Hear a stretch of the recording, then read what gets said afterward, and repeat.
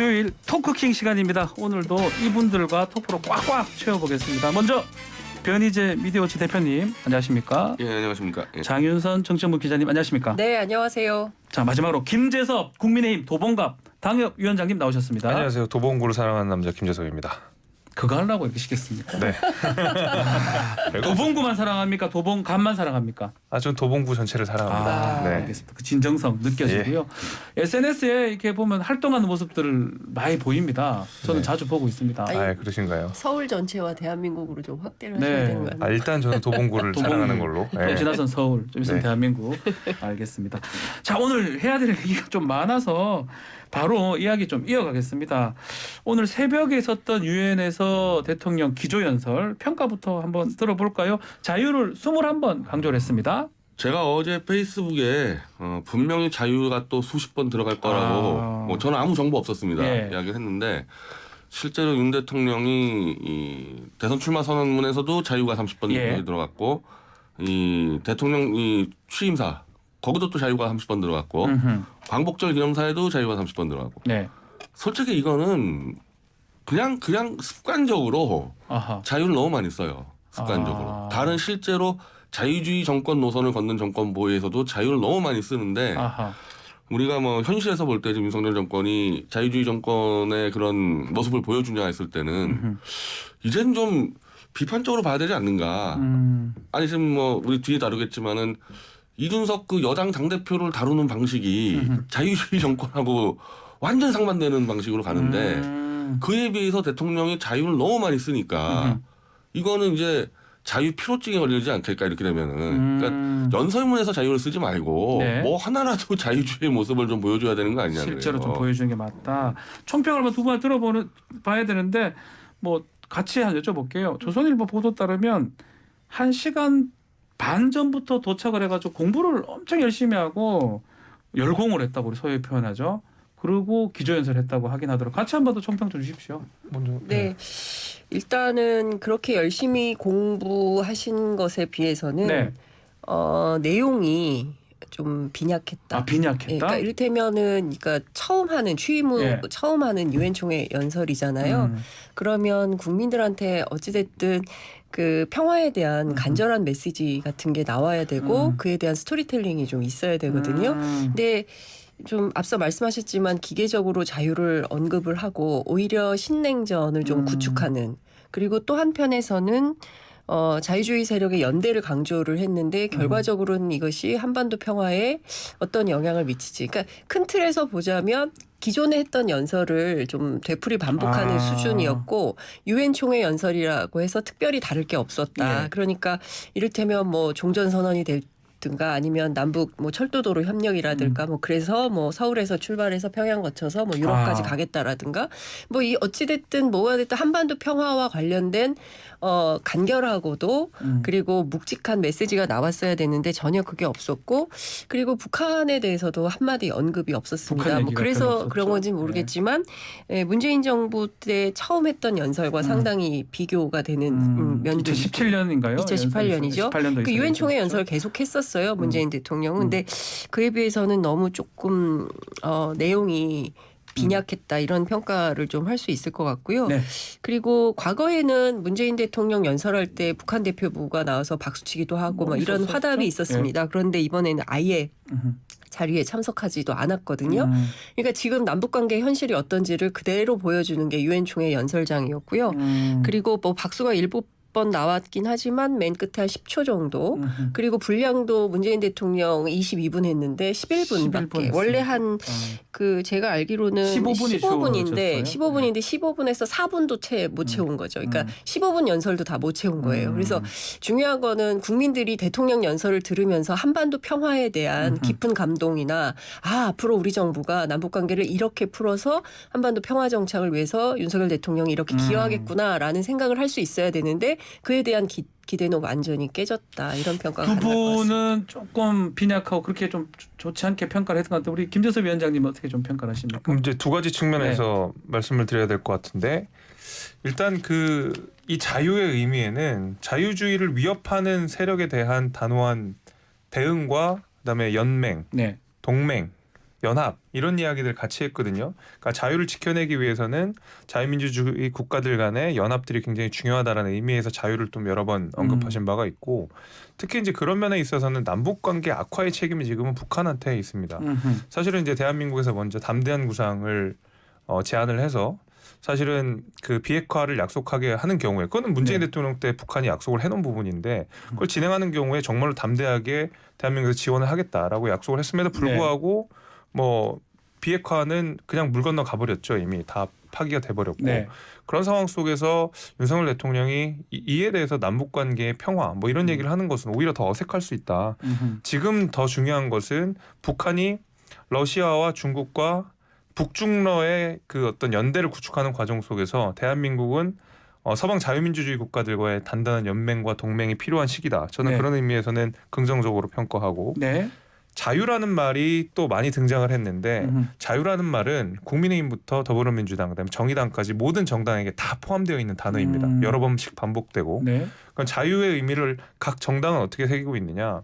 그전까지 윤석열 대통령은 국민의힘에서 많이 이렇게 내세웠던 자유, 국가로부터의 자유를 많이 이야기했거든요. 그러니까 뭐 시장 경제라든지. 네. 근데 이번에 기조연설의 내용들을 쭉 들게 되면 국가로부터의 자유의 내용이라기보다는 우리가 복지국가의 개념이 태동했던 국가의 자유. 국가의 네, 자유. 그러니까 왜냐하면 어떤 내용들이 같이 나왔었냐면 생활 수준의 향상, 사회적 진보, 약자 경제 지원 이런 얘기들이 나오면서 실질적인 자유를 누리기 위해서는 국가의 개입이 필요하다라는 뉘앙스로 계속 말씀을 하셨거든요.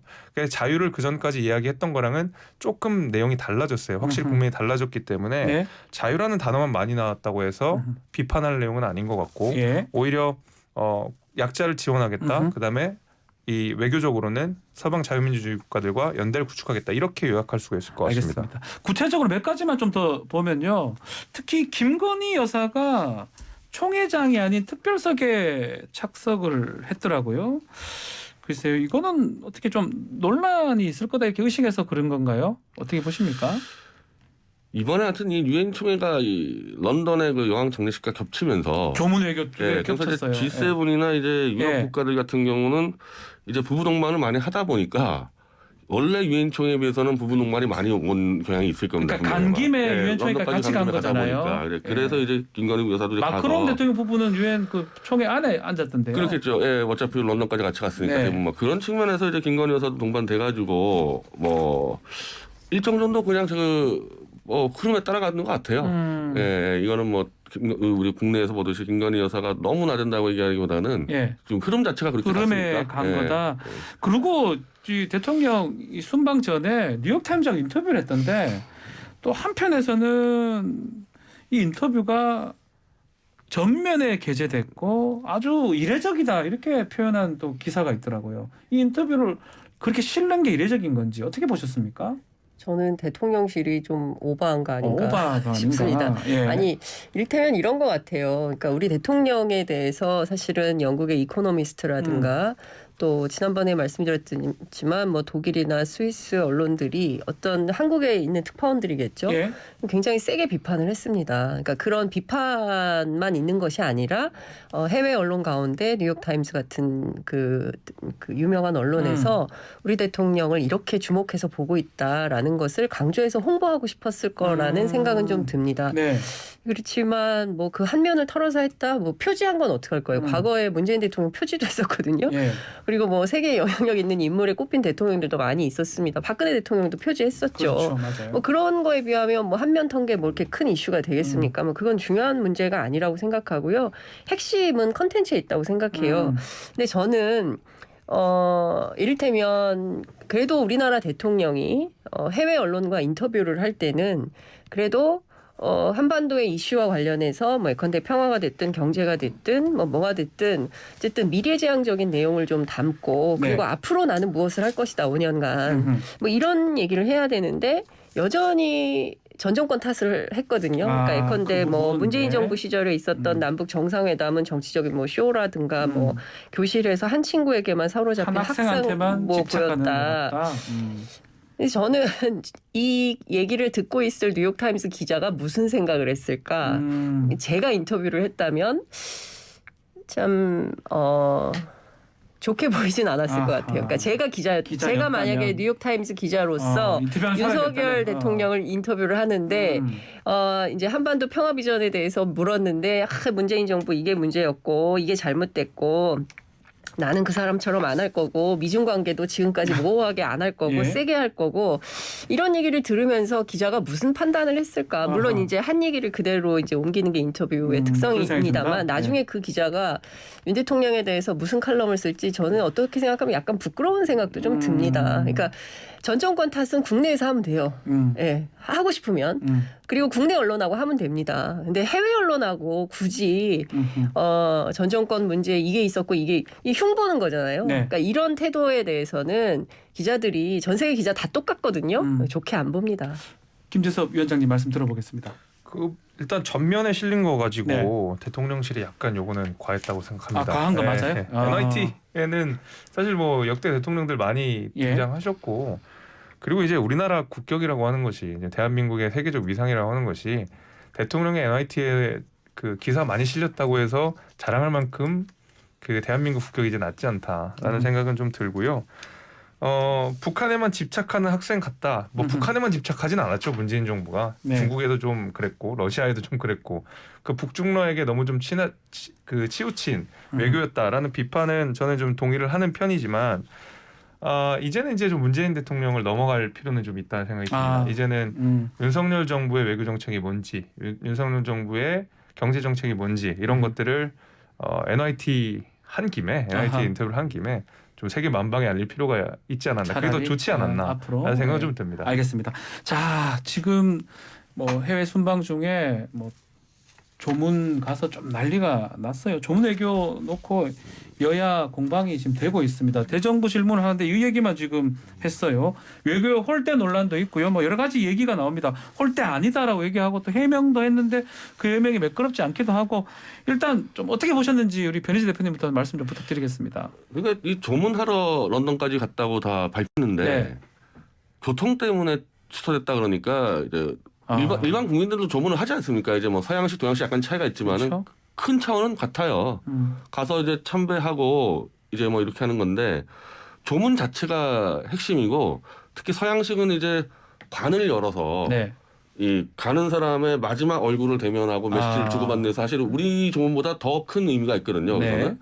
근데 이거를 교통 때문에 못했다 그러니까 다들 납득이 안 되니까 이제 이걸 따져 들어가다 보니까 오늘 오전까지 파악된 내용은 그냥 안 한 것 같다는 느낌이 들 정도로. 그냥 안 한다고요? 그러니까 이제 외교 올 때도 아니고 아하. 교통도 아니고 얼마든지 할 수 있었는데 아하. 그냥 안 했다는 느낌이 들 정도로 이제 막 그런 정황 증거들이 나오고 다른 있어요. 얘기도 좀 있다는 그러니까 거죠. 지금 여기도 지금 나와 있지만은 리셉션 때문에 못했다 그러면은 저 일왕처럼 뒤늦게 리셉션 갔잖아요. 끝나고 간 일왕은. 사람들이 수두룩히 하고 이번에 대정부 질의에서도 그러면 윤석열 대통령 말고 조문하지 않고 조문록만 쓴 사람들 누구냐 했었을 때 뭐 예. 그리스, 오스트리아 예를 들었지만은 다 드러나지 않아서 다 조문한 다 걸로. 했어요. 조문하고 조문을 썼어요. 그 외신들 보면은 예. 웬만한 아프리카 나라들 그리고 심지어 국가로 인정받지도 않는 대만 대표부도 다 조문해서 예. 조문을 안 한 국가를 찾아볼 수가 없어요. 다 따져보면은.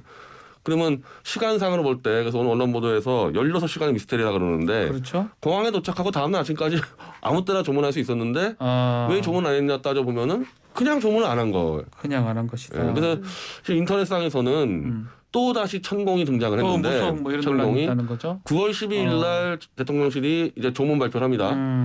근데 9월 15일 날 천공의 유튜브에서 조문 함부로 하면은 귀신 붙는다. 이 영상이 올라왔고 네. 9월 16일 날 대통령실에서는 갑자기 비행기를 2시간 늦춰가지고 예. 7시, 9시로. 네, 늦춰서 현장에 가니까 교통 때문에 못했다. 이런 지금 말들이 나올 정도로 조문을 왜 안 했는지 이유가 없는 그러니까 그것도 해명하는 과정에서 계속 이제 뭐 빡자가 났던 것 같기도 하고요. 뭐 홀대 얘기했다가 교통 얘기했다가 마크롱 대통령 걸어서 가는 거 보니까 또 그럼 걸어가면 되지 뭐 이런 그러니까 급기야는 지금 이 얘기가 나온 거거든요. 저는 지금 오늘 변희재 대표로부터 그 얘기를 처음 듣는데요. 그 뭐 제가 과문한 예. 탓에 취재는 못했습니다. 저 내용은. 아 이건 뭐 취재하기 쉽지 그런데 않죠. 저 예. 내용이 사실이라고 한다면 정말 너무 너무 놀랄 일이죠. 근데 저는 설령 뭐 그분이 그런 얘기를 했다 하더라도 대통령과 대통령실이 뭐 그런 것 때문에 일정을 그렇게 했을 거라고 생각하지는 않습니다. 근데 일단 기자들한테 대통령실에서 풀한 일정표를 보면요. 대단히 빡빡합니다. 네. 그러니까 3시 25분 도착, 35분 도착 행사, 4시 반부터 5시 한국전 참전비 헌화, 5시 10분부터 5시 20분까지 여왕 참배, 6시부터 7시까지 국왕 주최 리셉션. 아, 빡빡하네. 대단히 빡빡한 일정을 짰어요. 근데 무엇보다 여왕 참배가 10분이에요. 이게 5시 사실 좀 말이 10분부터 안 되지 6시, 5시 10분부터 5시 20분. 20분까지. 이렇게 일정을 짠 사람 누구인가 저는 묻고 싶어요. 아. 이게 소화 가능한 일정인가? 설령 그래서 다 이제 스킵하고 결국에는 리셉션만 간 그렇죠. 거거든요. 담배 뿌리고. 그래서 네. 2시간 반의 오차가 있는 겁니다. 3시 반에 도착했다 하더라도. 그럼 이제 2시간 반 동안 뭘 했냐? 왜 안 간 거냐에 대한 논란이 이제 앞서 뭐 이런저런 논란이 있는 것이죠. 그리고 저는 이게 계속 기자들의 아마도 이제 대통령실에서 계속 추가 해명을 하니까 네. 현장에서 기자들이 그 추가 해명을 받아쓰고 이러면서 이제 논조가 바뀌면서 하루 이틀 사이에 외교 논란, 아니 외교 홀대, 외교 참사 뭐 이렇게 이제 가고 있고 민주당에서 이런 공세를 하니까 이렇게 가는데요. 제가 보기에 이번 사건의 핵심 문제 지적은 대통령 일정이 정해진 대로 되지 않는다는 거예요. 홀대가 아니고 예. 일정을 짰으면 짠 대로 해야 되는데 그렇죠. 그 짜여진 대로 예. 못했다는 거죠. 대통령의 일정은 대단히 정치하게 짜야 되고요. 아하. 그리고 짰으면 되게 하는 게 비서의 역할입니다. 짜놓고 아니면 말고 이게 우리가 무슨 저기 패키지 관광 상품으로 가서 뭐 현지 사정에 따라 취소합니다. 이럴 수 있는 일정이 아니잖아요. 사전에 반드시 그 현지 대사 그다음에 우리 외교부 그리고 정부 대통령실의 의전 비서관실 네. 의전 비서관실이 지금 있겠죠. 그래서 이 팀이 서로 협의를 해서 사전에 미리 가서 현지 상황을 보고 체크하고 이동선에 따라서 이렇게 이동한다. 이럴 때 이렇게 협조받는다. 이런 것들이 사전에 다 되어 있고 그리고 탁현민 비서관에 따르면 실제 영국 정부에서는 탁자 위에 놓인 종이 색깔까지도 미리 알려준다는 거 아니에요. 영국 정부 같은 경우 프로토콜이 제일 센 나라가 영국 정부인 것이고요. 네. 그런데 그 부분에 대해서 미리 다 체크하지 않고 사전 점검이 안 된 가운데 대통령 가셨는데 이 일정을 다 소화하지 못한 거예요. 그런 다음에 한다는 얘기가 아니 그 가서 못할 수도 있지 장례식 참석하면 됐지 그걸 가지고 국내 정치적으로 정쟁하는 게 말이 돼? 라고 비판하는 게 오히려 적반하장격인 거죠. 잘못된 것이다. 자, 본인들이 잘못했으면 다시는 이런 일이 없도록 철저히 준비해서 다음 해외 일정 때는 잘 하겠습니다라고 하는 것이 대통령실의 태도여야지 아니 우리가 이만큼 열심히 잘하고 있는데 뭐가 문제야? 라고 하는 홍보수석의 태도는 대단히 오만한 거다. 저는 이렇게 생각합니다. 같이 한번 여쭤보겠습니다. 또 지금 네. 보니까 영국의 그 한국 대사가 주영 대사가 지금 5개월째 공석이라고 하고 박진우 외교부 장관도 지금 그 자리에 없었던 것 같아요. 이런 거 통틀어서 이게 좀 뭔가 시스템이 좀 부족한 거 아니냐 이런 네. 얘기가 지금 두 분 얘기한 것처럼 얘기가 나오고 있거든요. 저도 이제 외교 관련 네. 비서들이나 근데 외교부 공무원들이 이번에 굉장히 좀 미진했다라는 평가를 할 수밖에 없을 것 같고 그 사실은 이제 일본 일왕 같은 경우에 그다음에 중국 부주석 같은 네. 경우에는 전날 출발을 했어요. 아하. 그러니까 되게 거기 이 세계 정상들이 다 참여를 했지만 사실은 아시아 국가들은 굉장히 그 가는 시간이 오래 걸리기 멀잖아. 때문에 10시간에서 굉장히 멀기 때문에 네. 똑같이 그냥 모입시다 해가지고 동시에 모일 수 있는 건 아니거든요. 네. 그럼 사실 그런 것들을 고려해서 전날 미리 이제 일왕이나 아니면 부주석 같은 경우에는 전날 출발을 했지만 우리는 그러진 못했던 것 같아요. 근데 이런 것들을 사실은 말씀하신 대로 굉장히 세밀하게 다 여러 가지 변수들을 고려해가지고 일정들을 짜야 되는데 일정들 너무 타이트하게 짰고 가는 시간을 고려하지 않았고 예. 영국의 교통 상황을 충분히 헤아리지 못했고 그래서 전반적으로 이번에 외교 관련된 특히 뭐 조문과 관련된 담당자들이 대단히 좀 실수를 좀 한 것 같다라는 생각이 좀 듭니다. 실수가 있었다. 또 인터넷에서 그렇기 때문에 또 여러 가지 얘기들이 나온다라고 짚어주셨는데 뭐 지금 비슷한 얘기입니다. 지금 대정부 질문이 있는데 한도수 총리도 조문도 그렇고 여러 가지 답변하는 과정에서 그냥 신문 보고 알았다 자꾸 하는데 신문의 얘기를 자꾸 하고 있습니다. 사실 한덕수 총리의 이런 불성실 답변 혹은 더 정확히 말하면 거짓 답변이 좀 반복이 됐습니다. 그러니까 아까 말씀드렸듯이 윤석열 대통령하고 같이 조문하지 않고 조문을만 썼다고 EU 집행위원장, 그렇죠. 그리스, 오스트리아 대통령 이거 다 조문했단 말이에요. 그것도 사실은 제대로 확인 안 하고 답변한 거예요. 현장에서 그건 뭐 김의겸한테 잡혔을 바로 정도로. 김의겸 의원이 검색해서 보여주는 총리가 거니까. 사실 네. 이거는 경우가 진짜 없는데 이분 지난번에도 윤석열 대통령이 이제 이 수해 때 이 집으로 들어간 부분에 대해서 네. 대통령 그 아파트에는 최첨단 관리 시스템이 돼 있다라고 네. 주장을 했는데 이건 아무리 봐도 이건 말이 안 되거든요. 아. 그 정도의 관리 시스템 하려면은 국가 예산이 들어갔을 텐데 예산 편성은 나오는 것도 아니고 네. 이것도 사실은 좀 거짓말 혐의가 있는 거고 이번에 나온 또 이제 이 영민관 신축 문제에 대해서 신문에서 봤다 그랬는데 그 당시는 신문에 나오지도 않는 걸 갖고 예.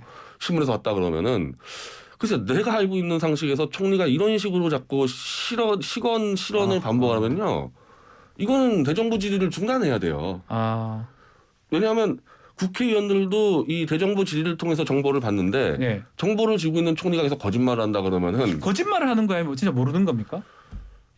제 경험으로 이건 거짓말이라고 아, 밖에 거짓말입니까? 이거는 모를 수가 없죠. 총리가 어쨌든 대통령 다음으로 모르는 정보 갖고 있는데 아하. 특히 내치 관련된 건 다 갖고 있다 봐야 되거든요. 예. 일단 그러면 야당 입장에서는 거짓말이라고 공세를 펼 수 있을 정도로 여러 번 걸렸기 때문에 네. 이건 대국민 사과를 요구하고 더 문제가 되면 총리 회의만까지 갈 수 있을 정도로 너무 말을 막 그냥 뭐 확인되지 않은 말을 툭 던진다는 거죠. 이거. 이 질문은 김재섭 위원장한테 먼저 드려보겠습니다. 이렇게 자꾸 답변하는 건 조금 이상하기도 하고요. 몰랐을 수 있죠. 몰랐을 수 있다. 몰랐을 수 예. 있는데 예. 아니, 신문 보고 알았다 이런 거는 그러니까 왜냐하면 그 대통령을 제외한 나머지 그러니까 대통령을 제외한 모든 이제 국가 공무원들 가운데서는 사실 총리가 가장 큰 책임을 갖고 그렇죠. 있는 분이기 때문에 그러니까 나는 몰랐습니다. 신문 보고 알았습니다 하면 내가 놓치는 부분이 있습니다라고 자인하는 셈이기 때문에 저는 이런 부분은 오히려 이제 답변에 조금 저는 문제가 있었다고 생각하거든요. 잘못했다. 특히 이제 예. 영빈관과 관련된 내용들은 뭐 굳이 이야기를 하자면 그 총리라는 사람은 대통령이 그 위임한 범위 내에서는 막대한 재량권을 활용하지만 그 밖의 범위 내에서는 또 총리가 보고를 받지 않거나 모를 가능성도 분명히 있긴 있거든요. 네. 그럼 뭐 챙겨보겠습니다. 아니면 뭐 확인해 보겠습니다. 정도만 해도 야당이나 아니면 국민들 보시기에 앞으로는 좀 잘 챙겨지겠구나라는 인상을 줄 수가 있을 텐데 몰랐다 이렇게 해버리면 좀 잘 안 챙기나 이런 인상을 줄 수가 있으니까 저는 오히려 그 시스템 자체는 그럴 수 있다고 보는데 그리고 몰랐을 수도 실제로 몰랐을 수 있다고 보는데 다만 이제 답변이 조금 더 국민들한테 신뢰를 주는 방식이면 좋겠다. 같이 한번 질문 드려볼게요. 영빈관 포함해서 영빈관이 878억이 지금 들어갔는데 그 부분도 신문을 보고 알았던지 잘 몰랐다는 식으로 지금 답변을 했거든요. 저는 국회를 무시하는 거라고 생각합니다. 그러니까 왜냐하면요, 그러니까 앞서 이제 수해와 관련해서 발언했던 것은 예. 저는 이제 명백한 누가 들어도 거짓이죠. 어떻게 민간 아파트에 그런 시설을 지하 벙커 수준의 시설을 갖추겠어요. 네. 근데 지금이라도 들어가서 취재해 봅시다 하면 그거 하겠습니까? 저는 그거는 그냥 정말 시건인 것이죠. 그리고 이번에 신문 보고 알았다. 저는 그랬을 수 있다고 생각해요. 왜냐하면 이게 사실 전날 SBS 단독 보도로 방송에서 먼저 나왔거든요. 그러니까 방송을 챙기지 않은 거죠. 예. 방송 챙기지 않고 그 다음날 출근해서 신문 보니까 이런 내용이 나왔더라. 그래서 신문 보고 알았다라고 즉자적으로 답변했을 수 있다고 생각합니다. 근데 설령 신문 보고 알았다 하더라도 대한민국 총리가 국회 단상에 서서 대정부 질문 시간에 신문 보고 알았어요. 라고 얘기하는 것은 성의가 없는 거죠. 그러니까 국민을 도대체 어떻게 알길래 국회를 어떻게 알길래 이렇게 준비 없이 무성의하게 답변할 수 있나. 이 점에 대해서 저는 여당 야당 모든 국회의원들이 분개해야 될 일이라고 생각합니다. 그러니까 대한민국의 국민을 대표해서 국회에 가 있는 분들인데 총리가 이런 식으로 무성의하게 나오는데 그렇군요 하고 넘어가야 될까요? 저는 대단히 불쾌하게 생각을 했습니다. 그리고 또 하나는 김건희 여사 관련해서 어제 윤상현 의원이 질의를 했는데 했어요. 예산 아니라고 관련해서. 단칼에 대답을 했습니다. 그리고 이제 기재부의 그 예산심의 관련한 그 절차를 밝혀서 예산실에서 뭐 이런 걸 한다라고 이제 아주 깔끔하게 설명을 했습니다. 모르지 않은 거거든요. 그리고 설명을 했어요. 뭐 이거 대통령이 대통령만 쓰려고 한 게 아니라 외교부 장관이나 총리 사실상 국가 자산으로 하려고 했는데 국민들이 이렇게 이거 쓰는 거에 대해서 뭐 이해를 못 하니까 철회하라고 해서 철회했다라고 얘기를 합니다. 근데 저는 사실 기본적으로 국민들도 무시하는 것 같아요. 그러니까 이렇게 그냥 해도 된다고 생각해서 이렇게 말씀하시는 것은 아닌가. 그래서 제가 보기에는 대단히 심각한 문제가 있고 특히 저는 어제 굉장히 충격적이었는데 김병주 의원 질의에서 대통령 출발 시간, 도착 시간 그리고 외교부 장관 어디 있는지 설명을 잘 못해요. 뭐 같이 동행하는 거 아닙니까? 통상 그랬습니다. 왜냐하면 문재인 정부 때 강경화 장관이 항상 대통령 일정을 공식 수행을 했어요. 맞아요. 근데 이런 것들 하지 않았었거든요. 근데 이제 잘 모르고 상황 파악도 못하고 이건 진짜 대단히 심각한 문제라고 생각합니다. 지금 그 부분이거든요. 그 중에 영빈관 중에 처음에는 신문 보고 알았다 하다가 다음에 다시 질문을 하니까 예산 그렇게 쓸 수가 없다. 김건희 여사 지시가 말이 되냐라고 단호하게 또 얘기를 했어요. 그것도 몰라야지 정상이죠. 아. 네, 영빈관 예산 편성된 건 몰랐으면은 김건희 여사가 개입했는지 여부도 몰라야지 정상이죠. 네. 근데 그거는 또 확실하게 안다 그러는데 절차를 얘기해서 아니 그 질문 자체가 대한민국의 영부인이 예산 편성권을 갖고 있냐고 물어본 게 아니잖아요. 네. 김건희 여사의 입김에 윤석열 대통령이 휘둘려 가지고 슬쩍 넣은 거 아니냐 그렇게 질문했으면은 답변도 그에 맞춰서 해야 되는데 시스템상으로 영부인이 개입할 수 없다. 아니 당연하죠 그거는. 개입하면 안 되는 당연한 거죠. 거죠 시스템상으로는. 그걸 물어본 게 아닌데. 딴 대답을 자꾸 하고 하여튼 현재까지 한덕수 총리는 총리를 2번째 하는 분입니다. 예, 뭐 예전에 노무현 정부 때 내 했었습니다. 기억으로는 그때는 안 그랬어요. 그때는 안 그랬는데 이분이 나이가 들어서 그러셨는지 아니면 윤석열 정권하고 호흡이 안 맞는 건지 현재로서는 정상적인 총리의 답변은 아니고 너무 말을 막 가볍게 하고 시원하고 이래서 엄중 경고가 필요한 정도의 사안이라고 봐요. 자, 뭐 짧게 시간이 한 1, 2분 정도밖에 안 남았는데 국민의힘 상황 좀 지켜보면 이준석 전 대표 어제 불송치가 났습니다. 성접대 관련해서. 그리고 추가 징계는 또 될 것 같고 이건 김재섭 위원장한테 한번 얘기 들어볼까요? 아니 이준석 대표에 대한 성접대 혐의가 이거 말이 안 된다라고 거의 모든 법률가들이 다 입을 모아 말했는데 이거 문제가 된다라고 하는 분들은 국민의힘 의원들 몇 분과 그다음에 또 이 몇몇 이준석 대표를 싫어하는 보수 지지층에서만 이준석 대표는 범죄 혐의가 있다라고 답을 정해놓고 봤거든요. 그러니까 너무 당연한 수순으로 무혐의가 나올 수밖에 없는 것이고 여기에 대해서는 저는 뭐 당연한 얘기인데 추가 징계는요? 추가 징계가 그러면 더 웃겨지는 거죠. 정말 웃겨지는 거죠. 그리고 뭐 여기서도 누차 이야기했지만 추가 징계의 사유가 그 이양희 위원장이 밝힌 대로 뭐 성범죄 의혹, 뭐 기소 여부 이런 게 아니었어요.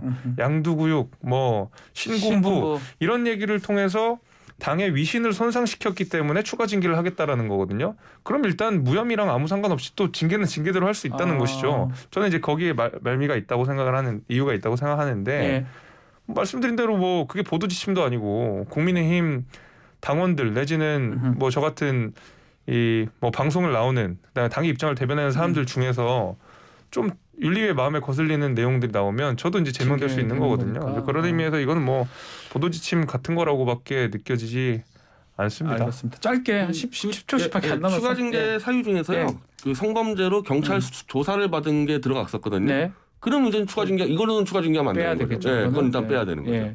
계곡이나 뭐 양두구육 그 얘기만 지금 들어가야 되는 상황 아닌가 생각합니다. 뭐 저도 비슷합니다. 뭐 이렇게 표현의 자유를 정치인의 표현의 자유를 억압하는 방식으로 가면은 그 민주정당이라고 할 수 없죠. 게다가 신군부라는 표현은 이준석 대표가 한 게 아니라 이준석 대표가 자필 탄원서를 쓴 것을 공개했어요. 저쪽에서 공개한 거예요. 알겠습니다. 자, 오늘 토크킹 여기서 마무리를 하겠습니다. 김재섭, 장윤선, 자 변희재 대표님 세 분 감사합니다. 감사합니다.